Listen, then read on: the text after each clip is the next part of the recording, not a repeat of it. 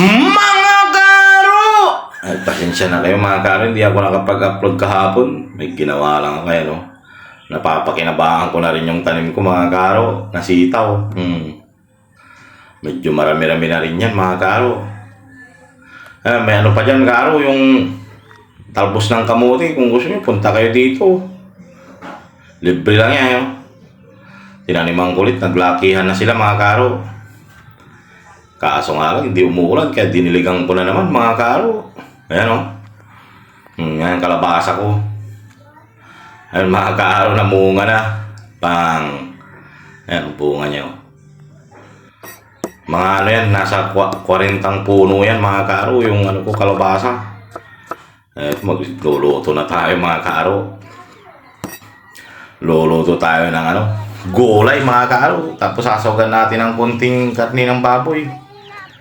Sinibak-sibak ko na rin ng maliliit mga karo para mabilis maluto yung ano, karne ng baboy.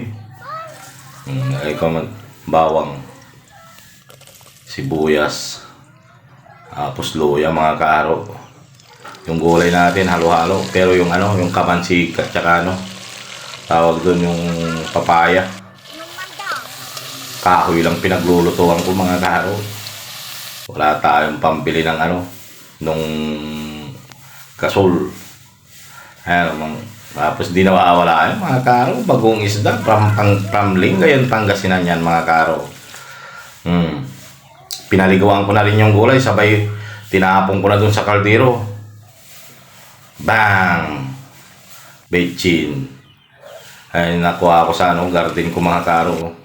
Marami-rami na rin yan. Pinaliguan ko. Lagay na natin yan mga karo kasi malapit na maluto yung ano natin, gulay. Ayan o. Sarap yan mga karo. Bang! Tanghalian tayo dyan, taga Luzon, Visayas, Mindanao. Tsaka yung nasa ibang bansa dyan, pananghalian na dito sa Pangasinan. Panangudto lang mga taga Mangaldan. Mangudto tayo namin. Marami makatalos na Pangasinan, mangudto tayo. Maraming salamat ulit sa mga nagla-like, nagko-comment at nag-share. Kita-kita tayo ulit bukas.